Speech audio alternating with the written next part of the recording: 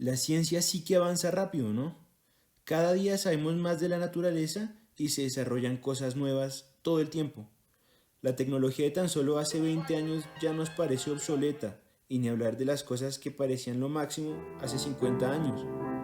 Si te preguntara cómo crees que será el mundo en 20, 50 o 100 años, probablemente predecirías robots autosuficientes, viajes espaciales y extraterrestres, o tal vez armaduras superpoderosas, viajes en el tiempo y una inteligencia artificial super avanzada. Sea lo que sea, seguro tienes la idea de que la ciencia y la tecnología vienen del futuro una cosa irreconocible. Pero si viajáramos en el tiempo unos 120 años atrás, la gente pensaría algo parecido. Después de todo, la ciencia y la tecnología avanza todo el tiempo. Incluso en esa época, hombres y mujeres veían cómo el mundo cambiaba frente a sus ojos por la revolución industrial y la creación de toda clase de nuevas máquinas que llevan a todo el mundo a pensar que en el año 2000 cualquiera iba a poder tener su propia máquina voladora para llevarlo a sus castillos o a conocer París y que iba a haber máquinas súper desarrolladas para que los barberos cortaran el pelo a control remoto. Menos mal nos imaginaron jinetes a control remoto, pues esos victorianos tenían sus prioridades en orden. Bueno, en todo caso, si fuera la Edad Media y encontrara algún caballero dispuesto a hablar conmigo, entonces le preguntara con mi mejor español medieval: oh, esforzado caballero, mi pregunta escuchad. ¿Cómo han de ser estas tierras? ¿Cómo ha de ser esta ciudad cuando el milésimo invierno muera y en primavera se haya de tornar? O cómo va a ser ese lugar en años. Él diría algo como: callades, forastero, callades, no me vais a insultar. La ciudad y la tierra son del emperante y así se quedarán. Mi estirpe y mis siervos le sirven ahora y a tal ha de continuar. El ciervo en su campo, el marqués en la marca y el rey en su trono. Y ahí el orden natural. Mejor dicho, todo va a estar igual. Esto no significa que la gente en esa época fuera tonta o que no tuviera visión. El mito de la Edad Media como una edad oscura es uno que no tiene mucho mérito. Mientras que para las personas de a pie las cosas en realidad no cambiaron mucho, porque ellas seguían la tradición familiar y la pasaban a sus hijos, hubo muchos filósofos y pensadores importantes durante este periodo, especialmente monjes y religiosos, que hicieron observaciones muy importantes. El problema es que la idea de la ciencia como la conocemos hoy es más bien reciente. En la antigüedad los grandes filósofos no distinguían entre disciplinas en el saber. Para ellos esto era parte del mismo amor al conocimiento. Por ejemplo, Pitágoras basaba su concepción del universo en la música y la armonía, y las teorías médicas de Aristóteles se basaban en los cuatro elementos de la naturaleza. Esto no significa que no haya habido avances en la ciencia, pero su velocidad era mucho menor.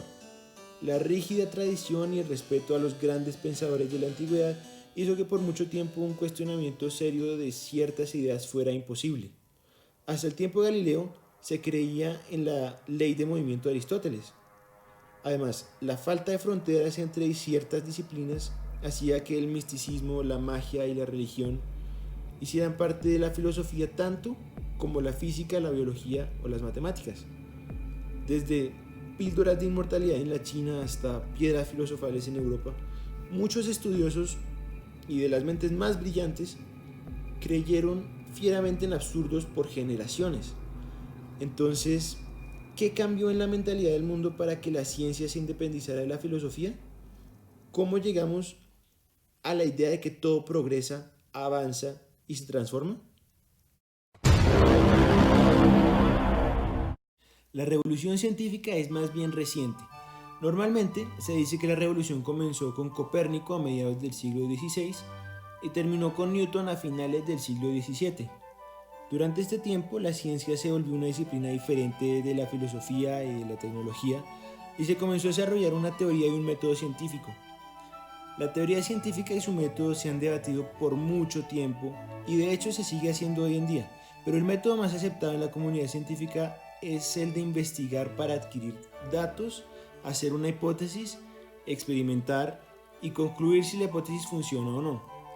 La idea es que cualquiera pueda reproducir los resultados del experimento y así comprobar lo que se dedica del fenómeno.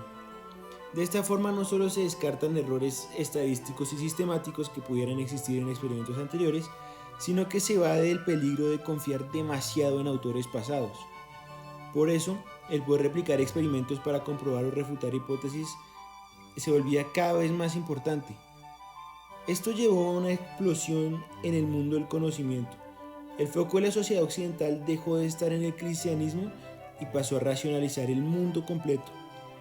De repente se hacían expediciones científicas a cada rincón del globo, se predecían eclipses y se descubrían planetas. Comenzaron a haber estructuras enormes dedicadas únicamente a la persecución del conocimiento y de la ciencia.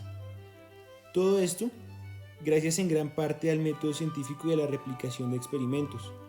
Pero en esta idea de la replicación hay una suposición implícita. Es posible replicar cualquier experimento sin importar el tiempo ni el lugar. Parece obvio, pero esto significa que las leyes naturales se aplican en todos lados, es decir, son universales, lo que implica que el universo no tiene ningún punto, dirección ni tiempo preferido. Es decir, que se puede hacer el mismo experimento en Cartagena o en Timbuktu a diferentes horas y los resultados deben ser los mismos. Claro que para que esto funcione se deben hacer los experimentos en exactamente las mismas condiciones. Condiciones perfectas, los resultados deberían ser exactamente iguales. Esto es especialmente importante en la física, donde esta idea de que el espacio y el tiempo de un experimento no afecta a su resultado, da lugar a la prueba de la conservación de energía y de la conservación del momento. Pero para entender eso tenemos que hablar de la simetría. Uno habla de que algo posee una simetría respecto a una transformación si después de esa transformación queda igual. Por ejemplo, un cuadrado es simétrico respecto a una rotación de 90 grados o pi medios. En el caso de los experimentos, esto significa que las leyes de la naturaleza son simétricas con respecto al espacio y al tiempo. La transformación en este caso sería mover el experimento de un lugar a otro y esperar un tiempo antes de volverlo a hacer. La genial matemática de Minueta probó que cualquier simetría posee una cantidad constante, o sea, que se conserva en el tiempo. En este caso se trata del momento y de la energía, que han sido por mucho tiempo dos cantidades fundamentales en el entendimiento de la física. El teorema como tal no solo ha sido muy importante en el desarrollo de la física teórica, sino que juega un papel fundamental en la investigación actual. Así que obviamente no puedo explicarlo a fondo en este corto video. Como mínimo, este tema se merece su propio video dedicado solamente a él, y apuesto que se podría dedicar un semestre completo a estudiar el papel que juegan las simetrías en la física.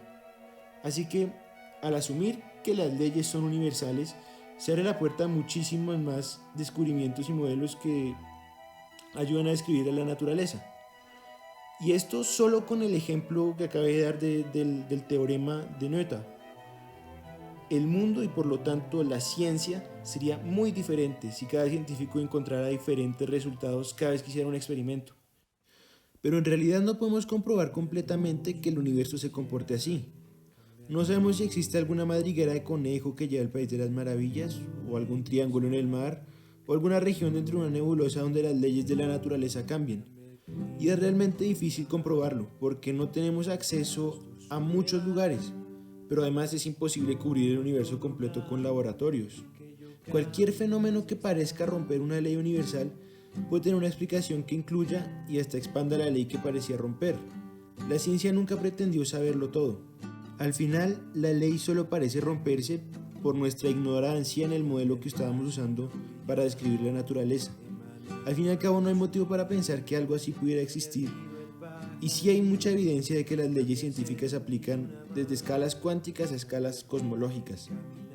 Además, la explosión de conocimiento que siguió a la revolución científica y sus resultados son reales y nos permiten construir rascacielos, tabletas y naves espaciales. El método científico funciona. Ay, pero ¿sabes qué más funciona? El terraplanismo. Sí, pero una vez miras con exactitud las fases y los movimientos de los cuerpos estelares y otros fenómenos como las mareas y el efecto Coriolis, te das cuenta que ese modelo no puede corresponder a la realidad, a menos de que se acomode y se revise con cada fenómeno y se reestructure cada ley de la naturaleza. Y aún no se han encontrado nada que haga pensar que las leyes naturales no sean universales. Si algo así se encontrara, significaría un vuelco total de lo que creemos, que sabemos sobre la naturaleza. comenzando en los fundamentos mismos de la ciencia. Así que la ciencia sigue avanzando a pasos agigantados y continúa moldeando el mundo en el que vivimos, pero es algo más bien reciente que le debemos a la revolución científica y al desarrollo de un método que hasta ahora ha funcionado muy bien, pero que supone la existencia de leyes universales sin poder probarlo. Pues bueno, hasta acá el video de hoy. Muchas gracias por acompañarme por este camino tan extraño de lo que es o no es la ciencia. Si te gustó, dale like y suscríbete y todas las cosas de YouTube. Y nos vemos en la próxima.